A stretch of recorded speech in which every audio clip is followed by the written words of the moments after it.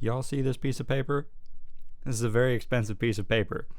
And due to the area that I live in and the current job market, I am not making any money with that piece of paper. So I will use my knowledge, limited as it is, to make videos on the internet.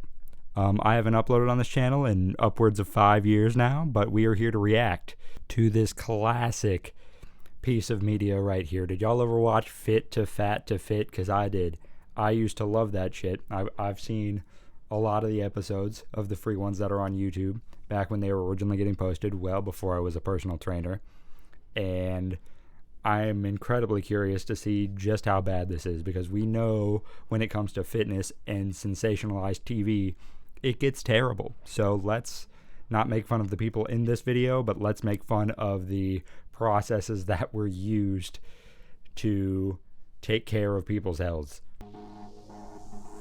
Millions of us are overweight. We turn to experts for advice on how to get from fat to fit. But the experts don't understand because they've never been fat. That's not true. Okay, let's be clear here. There are plenty of people that have been in very horrible shape and transformed themselves and wanted to spread that to other people. Now, there are plenty of fitness trainers. I am kind of in the boat of people that have never been overweight. But yeah, that's definitely false. So I went on a journey to discover what it's like to be fat. I've gained 75 pounds. I developed a fatty liver and the kidneys of an alcoholic. Okay, as horrible as that is to do to yourself, we can acknowledge how incredibly impressive that is, especially for people who are naturally inclined to be in shape. That is a thing. Genetics are at play. Let's not pretend like it's all decision making, but that is incredibly impressive. It would be what I believe to be impossible for myself. I would struggle so hard to do that. And yeah, so to be able to push yourself for that, just to see from an alternative perspective, I would never recommend it. I don't know if this show would pass nowadays, but it is impressive. Hello, I'm Ray Stewart. I'm 37 years old. I live in Spanish Fork, Utah, and I am a police and fire dispatcher. Okay, so that's a huge thing to consider right there, is this person's career. They are police dispatcher, which means they are sitting down their entire shift. I'm not sure that's absolutely necessary. I've never obviously worked the job, but I would imagine that most people are not standing at their desks. So that is one thing to keep in mind, that it's very hard to get your movement in when working a career like that. On Earth wouldn't want to be thinner, be healthier, have more energy, and to feel good and to look good. I think that the only...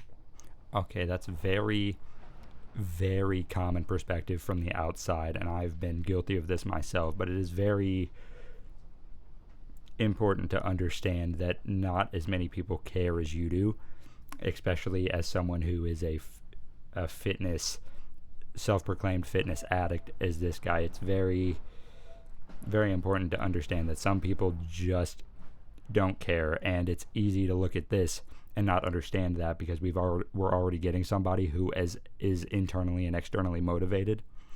But do keep in mind that a lot of people are the way that they are because they're entirely indifferent to the prospect. Being healthy is a choice.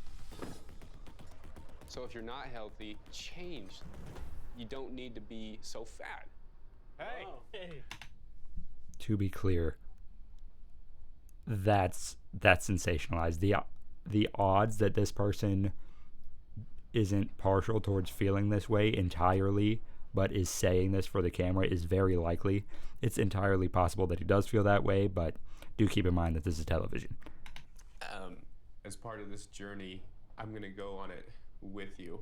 So I'm gonna be gaining 60 pounds from where I am right now, so that I can better understand and relate to where you're coming from. So I have a question for anybody who isn't particularly in shape. Would you find this as insulting? Like, I need to be like you in order to do this. I've heard from a lot of people, like for chemo, for example, that they find it insulting when they shave their heads because they don't want the reminder while looking around and seeing that. Is this like a similar situation, or is this like a good thing? Because it's always seemed weird to me. Before, I was eating roughly. Okay, so you see how many pizzas this guy has? You have to keep in mind that this person genetically is going to be capable of eating a lot of food. I guarantee you this person eats extremely high volume. He's extremely active. So the amount of food he consumes on a regular basis is going to be quite high volume-wise. So his ability to consume this much food is going to be a lot. This love handle right here. See this? Yeah, I don't think so. This is where it's all... It's funny to have something so insignificant be so shocking to someone, because you got to keep in mind, you see that the average person has that little of a love handle, they're going to be stoked with themselves. So this guy being super shocked and disgusted by it is interesting prospectively. One of my biggest fears, honestly, is I like this junk food and I'm addicted to it, and that's okay. I love my soda pop. What if I get to that point and I'm okay with being fat? Well, that's kind of the whole point, isn't it? Most people are okay with it because they like the food and they like the drinks and they like the convenience. And that's not a knock on anybody, but that is the case for most people. You feel trapped. And so I feel for people who are struggling with weight. So there's a couple reasons why this happens. Let's go over the two main reasons. There are direct psychological issues, like direct chemical issues caused by eating poorly. A lot of sugar spikes and a lot of lows that come from not having it. And there's no direct evidence to say that food, sugar, causes addiction the exact same way that drugs do. But we have plenty of stuff showing that it doesn't do good things. And the other thing is just going to be purely emotional. It's going to be a body dysmorphia of sorts. It's so easy to look at yourself, look at where you were and where you are now, and just to feel awful about yourself. And that's probably the biggest reason he's feeling the way that he does. I think what's been most difficult during this whole process is how it's affected my relationship with my wife. For years and years and years, right? We've been on the same page. And now it's, I bring home my cheeseburger and she's eating her salad and we don't have anything to talk about. One thing that's really funny that I don't see a lot of people talk about is the drastic similarities between being really low body fat and being very high body fat. Very different reasons for very similar symptoms. You see so much things whenever someone is heavier, it affects their emotions. They are worse to other people. And then you see people prepping for bodybuilding competitions getting to 4, 5, 6, 7% body fat, and you see the exact same thing happening. And I think it's incredibly interesting. Emotionally and physically and mentally and on relationships, and it's just been, I'm not gonna lie, it's been crappy. One thing I'm also not seeing him talk about a lot is oral hygiene. You have a lot of negative effects eating like this on your teeth. It's something I've had to work on a lot recently, because even though I don't gain a lot of weight, I don't always eat the healthiest, and it has a bad effect on my teeth. So yeah, all those complex carbohydrates, all that insane amount of sugar, all those sodas and those Oreos, they are horrible for your mouth. When I first met Ray, he was 389 pounds. 343.3. Wait. Really impressive. Is that for real? Ray has already lost an astonishing 46 pounds over the last 4 months. But he wants to lose another 93 pounds to get him to an even 250 for a total weight loss of 139 pounds. 93 pounds in, 4 months is a lot, and very played up for television. It is extremely non-recommendable to lose weight at this pace if you were to lose this in a year, that would be awesome because it would be reliable, it would be steady changes, it would be one little thing at a time, and that would be great.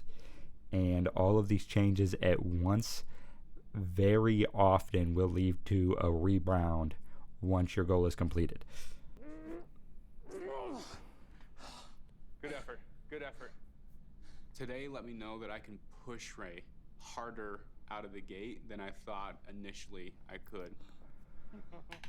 Okay, so I don't know if I agree that he should be pushing him harder, but it is good to know that he is gauging, right? It is good to know that he is looking at his client and he's trying not to push harder than is recommendable, but whether he is or isn't is not really right for me to decide.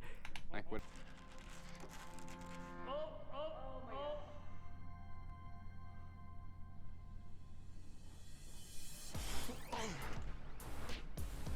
Honestly, being able to do that after gaining 60 pounds is very impressive. I don't know that I should be disappointed he did so well. I don't wanted him to fail on one thing, but he didn't. That's a real thing as well. You know, it's the entire point of this challenge is to see from this other person's perspective and to be in the exact same situation, but this person has been in shape before and they have a lot of muscle memory and muscular endurance that isn't going to disappear for a very long time, even if it is going to slow down. So they aren't in the exact same position, even if it is different. One lap around the track, when you're gonna go straight to the stairs without any rest. Straight from there, no rest, you're gonna come down to the field, bear crawls. As soon as you get back to this tire, no rest, you're gonna flip the 200-pound tire 100 yards. As soon as you reach that end zone, you're done. This is why I hate television personal training. The Biggest Loser had this really big issue as well. Watching people struggle is entertainment. Watching people push themselves to the brink to throw up, to do all this stuff is entertainment. It's awful though. Doing all of this stuff without any build-up, a single training session is not a build-up, is, in my opinion, a terrible way to go about it. If you do this over the long term, if you let this person lose that 50 pounds, 60 pounds in a year first, let them change their diet slowly, let them walk, maybe work up to running in a lower state, at a lower speed, just gradually increasing their activity level, and don't do this, they're way less likely to hurt themselves and they're way more likely to stick with it when it's all said and done because they've adjusted. Whereas this, the entire time they're killing themselves and then right at the end they're done. They get the result. That feels good. I'm going to stop doing this because it sucked. 14 more. Okay, so this dude is halfway through his workout. He's already dying, probably on some zone 4, zone 5 shit. And we want this to keep going for probably 20 more minutes. 20 minutes in zone 5 is absolutely non-recommendable for something like this. I mean, just drawing out your workouts and going much slower is preferable. So, yeah, there's a lot of reasons why this isn't super ideal. I didn't go through 4 months of hell so you could give up on me. Everything you've got, all the way to the top. All right, he's kind of making it about himself here. In the position of a personal trainer, it is not. Okay, so I don't love that. And let's be clear, there is no way to tell how this person usually trains because he is being filmed. He's on camera. He probably has a script, if we're being honest. So this is not a judgment on the personal trainer individually, but just the training and the methods that we are getting shown to us for television. Also, getting him to do this before he is down a significant amount of weight is going to put an extreme stress on the joints. That's not going gradual. there's a reason it's an issue, and that's one of them. I mean, that is just going to break down the tendons. That's going to hurt so much. He's going to be so sore in a bad way. There's good and bad sore. And all for nothing, because you could have gotten the same results if you just take your time, and you're going to feel way better while doing it. Are you freaking kidding me right now? Did you just do a dip? Okay. That's ridiculous. Being able to do dips at that size is incredibly impressive. That is one advantage to being overweight. I'm not going to call it an advantage necessarily, but one thing you'll see with someone who is overweight, they have so much experience carrying around that size, carrying around that mass, that you would be shocked at the feats of strength, because it's a body weight movement and that is their body weight. So it seems so shocking that they're able to do it, but in a way it makes sense. The other 3 days that he's working out per week, he's going to be doing it on his own. There's the meal plan. Protein shake for breakfast. We got some sweet potato. So that right there, that makes people relapse after everything's said and done. I'm not going to say that's going to happen, but there's the potential of it happening. A strict meal plan, working out 6 days a week. I mean, it's so much. It's so much, right? You go from eating this junk food all the time. It's so convenient to eat this junk food all the time. And you don't work out, you don't exercise ever, and then you're on this. It's a lot. And you could say they're able to do all this cooking. They're able to get all their meals done while filming it. Why wouldn't they be able to do it afterwards? And you have to keep in mind that, what are the odds that this studio is prepping these meals for them just to make sure that they have them, just to make sure they accomplish their goals, and then there's no aftercare program. There's nothing to help them when it's all said and done. I mean, I don't think it's super unlikely, and even if it is the case that they're making all of these meals, maybe they're doing the bare minimum. Maybe they have a contract. It's just like, you have to do this or you're not getting paid, whatever. And once it's all said and done, once they aren't under obligation, it's so much easier to fall back into everything, fall back into old habits. So I don't love this. I mean, this workout doesn't compare to what I do with JJ. One thing I do really like about this is a large percentage of what they're doing, other than that boot camp style training we saw earlier that I didn't like, is that most of this is resistance training that we're seeing. And I really, really like that. If you just get more steps in and improve your diet, and then do the resistance training, the stuff that isn't going to harm your joints as much if you're smart about it, I do love building up that muscle, strengthening your tendons, building up bone density, and just allowing yourself to support your own body while you're losing your weight. I like that a lot. Somewhere along the line, like, you've got to do it for you.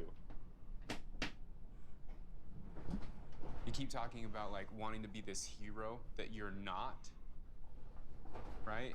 But you are. Like, you are that hero currently and in the present tense. I do like this a lot. I mean, there are like two primary kinds of motivation. There are internal and external motivations. The external motivation, like reward building or someone doing something like this, it's very motivating in the beginning, but at a certain point it becomes unreliable because your rewards aren't going to be there forever. Your rewards, there's the reward of health and fitness, but a lot of people don't see it like that.